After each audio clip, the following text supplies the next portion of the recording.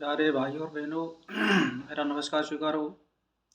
आज हम धार्मिक प्रवचनों में ब्रह्म सूत्र का दूसरा पाद और 23वें सूत्र का व्याख्यान करेंगे। तो इसमें दे रखा है कि जो विश्व रूप है ये क्या चीज़ है।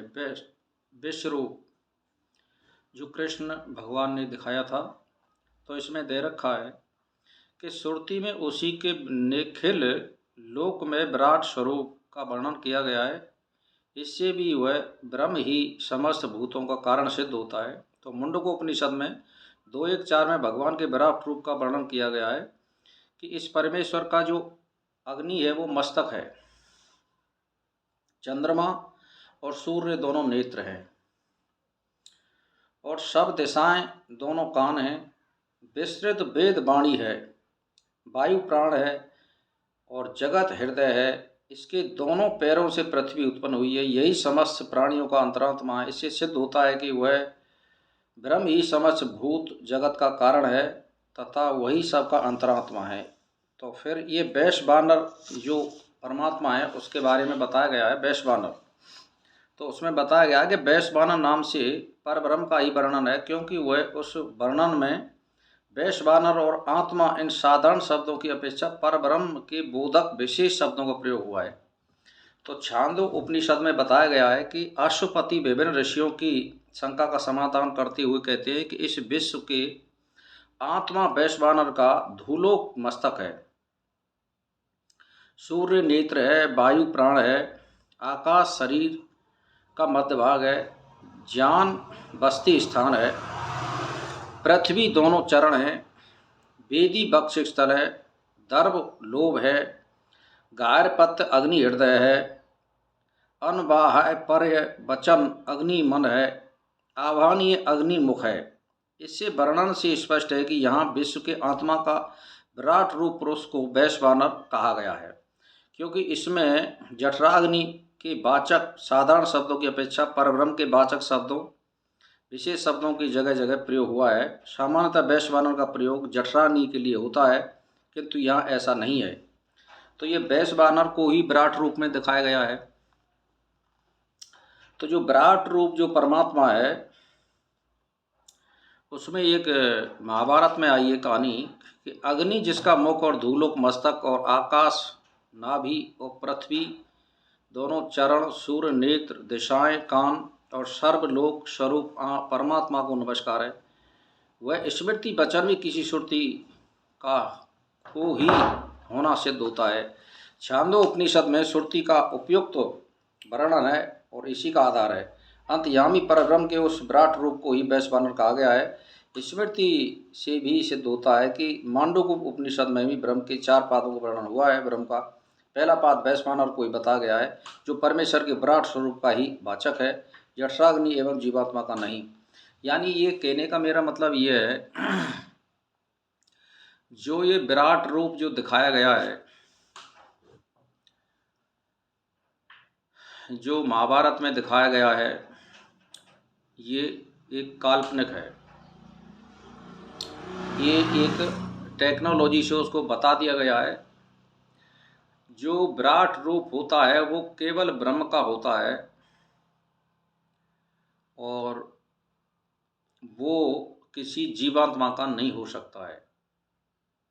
ये बात ध्यान देने की है। ये महाभारत में जो विराट रूप दिखाया है ये काल्पनिक दिखाया गया है। इसमें विराट रूपता का कोई लेना देना नहीं है। ये शास्त्र से बात मिलती जुलती नहीं है। यहाँ पर ये बात सिद्ध होती है। तो इसीलिए यदि मान के चलिए, देखिए जैसे उसके नेत्र जो है सूर्य हैं और चंद्रमा है, अग्नि उसका मुख है, चारों भुजाएं मतलब दिशाएं उसकी भुजाएं हैं, पृथ्वी उसका पैर है, तो वो क्या हो सकता है? वो केवल परब्रह्म परमात्मा ही हो सकता है, जीवात्मा नहीं हो सकता है। ये है। इसीलिए जो विराट रूप भगवान कृष्ण का जो दिखाया है ये काल्पनिक था। ये इसमें बढ़ा चढ़ा करके पेश किया गया है। वो केवल परम ब्रह्म परमात्मा का ही स्वरूप है, अन्य किसी का नहीं है। इसीलिए ये सब हमारे तुम्हारे बहकाने के लिए वर्णन किया गया है। लेकिन जो यहाँ बताया गया है वो सास से मेल बात नहीं खाती है, इसीलिए वहाँ पर जो है एक तरह से अलंकरण का पेश किया गया है। तो यहाँ पे यह दिया है, विशेष रूप से प्रयुक्त हुआ है इस मंत्र में गायर पत्र आदि अग्नियों को वैश्वानर का अंग बताया गया है, इसीलिए श्रुति में वैश्वानर को शरीर के भीतर प्रतिष्ठित कहा गया है। तो ये जो बात आ रही है, ये जितनी भी बात है, तो वैश्वानर रूप में प्राणियों के शरीर में स्थित हो 4 प्रकार के अन्न का पाचन करता हूँ। साथ ही शतपथ ब्राह्मण में भी इसे पुरुष के आकार का तथा पुरुष के भीतर प्रतिष्ठित बताया गया है। ब्रह्म के लिए ही प्रयुक्त हुआ है, जठराग्नि के लिए नहीं है। तो ये विश्वरूप जो होता है, ये विश्व रूप केवल परब्रह्म परमात्मा की शक्ति है, वो उसको दिखा सकता है, सब कुछ कर सकता है, लेकिन जीवात्मा के लिए बस की बात नहीं है। और ये आपको मैं बात बता दूं कि जो इस पृथ्वी पर जन्म लेता है वो बगैर पापों के जन्म नहीं ले सकता है। अगर उसके पाप नहीं होंगे और पुण्य नहीं होंगे तो वो मुक्ति में चला जाएगा।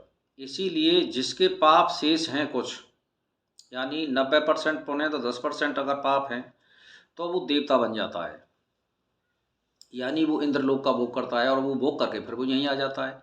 तो मान के चलिए, अगर किसी मनुष्य के रूप में, चाहे वो उसको आप भगवान कहते हो या कृष्ण कहते हो, हनुमान कहते हो, कोई भी कहते हो, तो उनके 90 से कुछ कम ही पुण्य है, 82-85 इतना हो सकता है, इसीलिए उनको पृथ्वी पे जन्म मिलता है।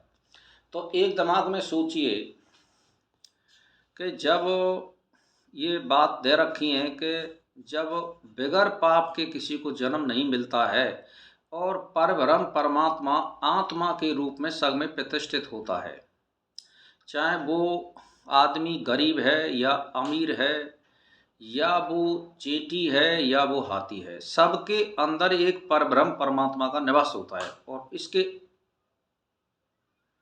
मतलब जीवात्मा भी होता है इसके साथ में, तो उसके अंदर जो होता है वो ब्रह्म होता है।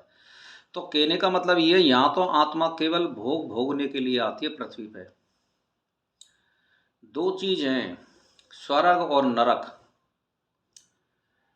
और भोगने के लिए ये मतलब, और ये तीसरी जो बात है वो पृथ्वी लोक है, इस पे भी भोग भोगने के लिए ही आते हैं आदमी। मुक्ति में भोग भोगे नहीं जाते हैं, उसमें केवल आत्मा का भोग होता है। आत्मा स्वतंत्र होती है, कहीं भी आ सकती है और जा सकती है, लेकिन वो परमात्मा में विलीन नहीं होती है, फिर वो उसकी पहचान रहती है। तो मेरा कहने का मतलब ये है कि जो भी पृथ्वी पे जन्म लेगा वो बगैर पापों के जन्म ले ही नहीं सकता है, और वो परब्रह्म परमात्मा के सम कोई भी कार्य नहीं कर सकता है। सृष्टि और प्रलय जीवात्मा कभी नहीं कर सकता है, परब्रह्म परमात्मा ही कर सकता है। तो और अगर योग के द्वारा आप, अगर जो मनुष्य कड़ी मेहनत करता है, 2-4 जन्मों का अगर उसका संग्रह है, तो वो कुछ कर सकता है, दिखा सकता है। जैसे विश्वामित्र ऋषि ने दूसरा स्वर्ग रचा दिया था, और जैसे गोवर्धन पर्वत को भगवान श्री कृष्ण ने उठाया था। तो ये क्या है, एक योग बल है, योग क्रिया है, इसके द्वारा कर सकते हैं, इसमें कोई बड़ी बात नहीं है। इसमें ये नहीं सिद्ध होता है कि इससे भगवान होता है, ऐसी कोई बात नहीं है। जीवात्मा में ये शक्ति होती है कि वो तप त्याग योग से इन चीज़ों को प्राप्त कर सकता है। ऐसे बहुत से महात्मा मिले हैं कि वो शेर बन जाते हैं, हाथी बन जाते हैं, चीता बन जाते हैं, स्त्री बन जाते हैं, ऐसी कोई बात नहीं है। दूसरे के देह में घुस जाते हैं, ऐसी कोई बात नहीं है। ये जीवात्मा सब कुछ कर सकता है, लेकिन परमात्मा के सम कार्य जीवात्मा नहीं कर सकती है, ये इससे बात सिद्ध होती है। तो विराट रूप जो दिखाया था महाभारत में, ये काल्पनिक पेश किया गया है, कुल मिलाकर के ये है। कैसे कि जैसे मान के चलिए, जब वो विराट रूप कृष्ण भगवान दिखा रहे थे और सारी बात कर रहे थे, तो क्या कौरव और पांडव उसकी एक बात को नहीं मान सकते थे? तो इससे ये सिद्ध होता है कि वहाँ केवल ये जो कृष्ण और राम या जो भी कोई भी है, वो बगैर पाप के यहाँ जन्म नहीं ले सकते। हाँ, इतना है, जैसे मान के चलिए एक मुक्केबाज पहलवान है जो बॉक्सिंग करता है, और एक साधारण पहलवान है, तो वो उससे ज़्यादा ताकतवर होगा जो मुक्केबाज है। और अगर जो अखाड़े में पहलवान लड़ रहा है और हम उससे लड़ेंगे तो वो हमसे ज़्यादा बलवान है, बस इतना ही फर्क होता है शक्ति का। तो ऐसे ही जो आत्मा ज़्यादा धन संग्रह कर लेती है, यानी धर्म का, तो वो आत्मा शक्तिशाली हो जाती है और वो यहाँ पृथ्वी पर कुछ ज़्यादा कर्तव्य दिखाने में समर्थ हो जाती है, तो उसी को भगवान की संज्ञा दे दी जाती है। इसका मतलब ये होता है, जैसे मान के चलिए आप मोदी जी हैं, प्रधानमंत्री हैं, तो उससे कोई ऐरा गहरा मनुष्य तो मिल ही नहीं सकता है। आप समझिए, ये तो मनुष्य है ना, सबको पता है, चाय बेचने वाले थे, तो आज उनसे कोई नहीं मिल सकता, ये केवल मनुष्य वही है भाई। एक दिन तो मोदी वो थे जो चाय बेच रहे थे और अपने घर में एक साधारण तरह से रहे थे, आज एक मोदी वो है जो विश्व का नेतृत्व कर रहे हैं, तो फर्क तो है। तो आज उन पर पद भी है, तो ऐसे ही जब आप धर्म का ज़्यादा संग्रह कर लोगे तो आत्मा में शक्ति आती है, योग बल आ जाता है और उससे वो बहुत कुछ बातों को अचंभित करने वाली कर सकता है यहाँ पे पृथ्वी पे। इसीलिए जो महाभारत में जो विश्व रूप दिखाया गया है वो एक काल्पनिक था, बड़ा चढ़ा करके पेश किया गया है। आप सोच लीजिए कि 200 साल में पीछे जमाना कितना था, यहाँ पे शेर और बघेर और नार थे, कितना जमाना बदल गया। उसको 5500 साल वर्ष हो, 5500 वर्ष हो चुके हैं, तो वो जमाना कितना था, वहाँ कहाँ कागज था, ये सब इतिहास पीछे लिखा गया है। ऐसा कोई इतिहास नहीं है, ये केवल काल्पनिक बनाया गया है। तो इसमें ये है कि जो, हाँ इतना है कि कृष्ण भगवान योगी थे, योग करने वाले थे और योग से वो सारी बातों को दिखा सकते हैं, ये मैं मानता हूँ। लेकिन ये नहीं है कि वो विश्व रूप हो सकते हैं, नहीं हो सकते, क्योंकि ये परब्रह्म परमात्मा का कार्य है। तो मेरा तो भाई और बहनों से ये कोई मतलब है, आप ग्रंथों को पढ़िए, उसको मनन और विचार करिए और लोगों से तर्क वितर्क करिए और साधु संगत कीजिए, अच्छे ग्रंथों का अध्ययन कीजिए, सुबह शाम परमात्मा का ध्यान करिए, तो आपको ये मालूम पड़ जाएगा कि हम क्या कर रहे हैं और ग्रंथों में क्या लिखा हुआ है। बहुत से ग्रंथ ऐसे हैं, चाहे वो वेद ही क्यों नहीं हो, उसमें अनार गलत बातें लिखी थी आज से 100 साल पहले और वो फिर आज काट दी गई हैं। वेदों में भी बहुत ज़्यादा गलत बात लिख रही थी, तो वो आज वेद में नहीं है। क्यों कि अब लोग बाग समझदार हो गए और पढ़े लिखे हो गए, तर्क वितर्क करने वाले हो गए, तो वो बुरी बात काट दी।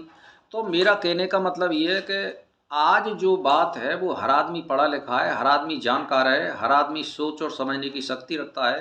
पहले जिन्होंने ये ग्रंथ लिखे थे बहुत कुछ अनाप शनाप लिख दिया था। तो मैं तो एक ही बात कहता हूँ, ग्रंथ पढ़िए और इसमें ये भी देख लिए कि वास्तव में ये सत्य है या गलत है, उस पर आप योग कीजिए, आपको मालूम पड़ जाएगी सत्य है या गलत है। तो मेरा कहने का मतलब ये है कि आप ग्रंथ पढ़िए, तर्क वितर्क कीजिए, साधु संगत कीजिए, तो आपको मालूम पड़ जाएगा सत्य और असत्य क्या है। तो ये तो बहुत सी अनर्गल बातें हैं जो ग्रंथों में लिखी हुई हैं, लेकिन आप सोच समझ के देख करके कहीं भी किसी बात, मान के चलिए मनुस्मृति में बहुत सी बातें ऐसी लिख रही हैं जो आज वो सटीक नहीं बैठती हैं। तो मेरा कहने का मतलब ये है कि वो ज़माने अलग थे जब वो लिखी गई थी और आज ज़माना कुछ और है, ये समझ लीजिए आप। और फिर ये क्या गारंटी है कि वो उसने लिखी थी, उसका नाम गिर दिया गया है। तो मैं तो ये जानता हूँ, आप प्रैक्टिकल कीजिए और तब उसको सत्य मानिए, कसौटी पर खरा करके देखिए, तब बात मानी जाएगी। तो इसीलिए आज का हम टॉपिक को यहीं पे विराम देते हैं। भाई और बहनों से मेरा नमस्कार स्वीकार।